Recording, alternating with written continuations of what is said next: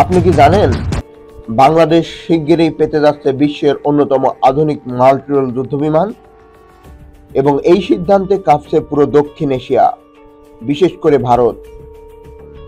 আসুন আজ আমরা বিশ্লেষণ করি বাংলাদেশের যুদ্ধবিমান চুক্তির পেছনের কৌশল, চীনের ভূরাজনৈতিক খেলা, ভারতের উদ্বেগ, আর এই সব কিছুর প্রভাব আমাদের ভবিষ্যৎ নিরাপত্তার উপর। চলুন শুরু করা যাক। ভিডিওটি শেষ পর্যন্ত দেখুন, কারণ আজকের আলোচনায় শুধু সেনাশক্তি নয়, বরং আন্তর্জাতিক কূটনীতি, অর্থনীতি ও আঞ্চলিক রাজনীতির গভীর বিশ্লেষণ করা হবে। রাজনীতি অঙ্গনের নানান ইতিহাস ও তথ্য পেতে আমাদের চ্যানেলটি সাবস্ক্রাইব করে বেল বাটনটি প্রেস করে রাখুন। ভারত পাকিস্তানের মধ্যকার সাম্প্রতিক উত্তেজনা দক্ষিণ এশিয়ার নিরাপত্তা পরিস্থিতিকে করে তুলেছে ভীষণ জটিল। এই প্রেক্ষাপটে বাংলাদেশ তার আকাশ প্রতিরক্ষা ব্যবস্থাকে আধুনিকায়নের দিকে দ্রুত এগোচ্ছে।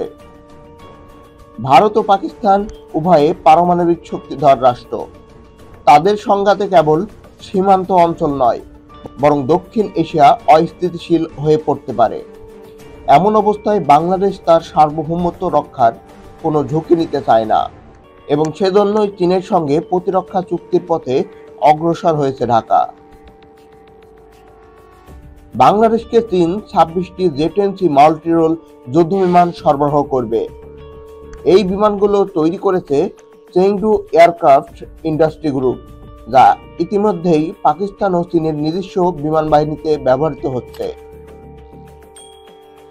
টেকনিক্যাল দিক থেকেও এক নজরে, সর্বোচ্চ গতি ঘন্টায় 2415 kilometre, combat range 1850 kilometre, multirole ক্ষমতা আকাশ টু আকাশ এবং আকাশ টু ভূমি যুদ্ধ, ইলেকট্রনিক ওয়ারফেয়ার বম্বিং।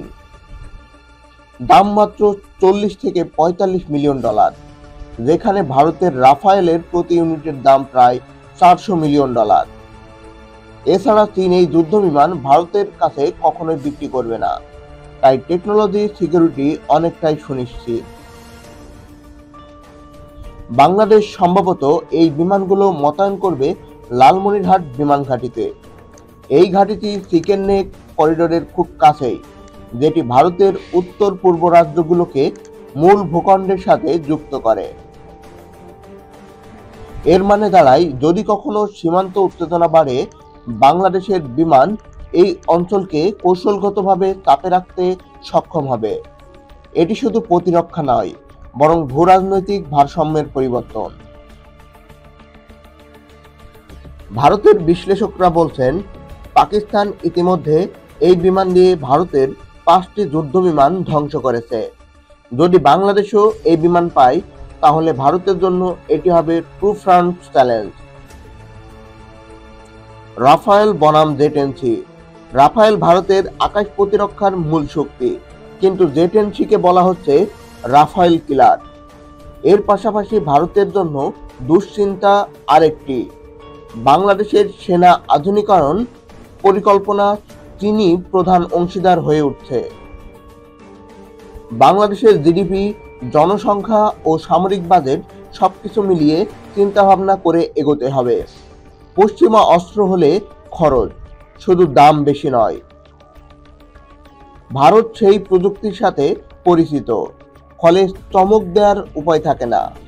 চীনের যুদ্ধবিমান, কম দামে আধুনিক প্রযুক্তি, প্রশিক্ষণ ও লজিস্টিক সাপোর্ট প্যাকেজ, ভারতের কাছে বিক্রি না করার নিরাপত্তা নিশ্চিত। অর্থাৎ বাংলাদেশের জন্য এটা এক ধরনের high value low risk investment.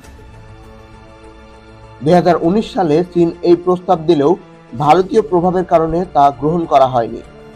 আজ সেই ভুলের খোসারত দিতে হচ্ছে, কারণ এখন দাম দ্বিগুণ, আর অর্ডার দিয়ে ডেলিভারির জন্য অপেক্ষা 3 থেকে 4 বছর। এখন এই বিমান চাচ্ছে অন্তত 15টি দেশ, যেমন ব্রাজিল, ইন্দোনেশিয়া, মালয়েশিয়া, ইউএই। এখানে বাংলাদেশ একটু দেরি করলেও এখন আর পিছিয়ে থাকার সুযোগ নেই। বাংলাদেশ চীনের পাশাপাশি রাশিয়া ও তুরস্কের সঙ্গেও প্রতিরক্ষা চুক্তিতে আগ্রহী। এতে স্পষ্ট বাংলাদেশ এখন সিঙ্গেল অ্যালয় ডক্ট্রিন থেকে বেরিয়ে মাল্টি ভিক্টর ডিপ্লোমেসিতে ঢুকছে।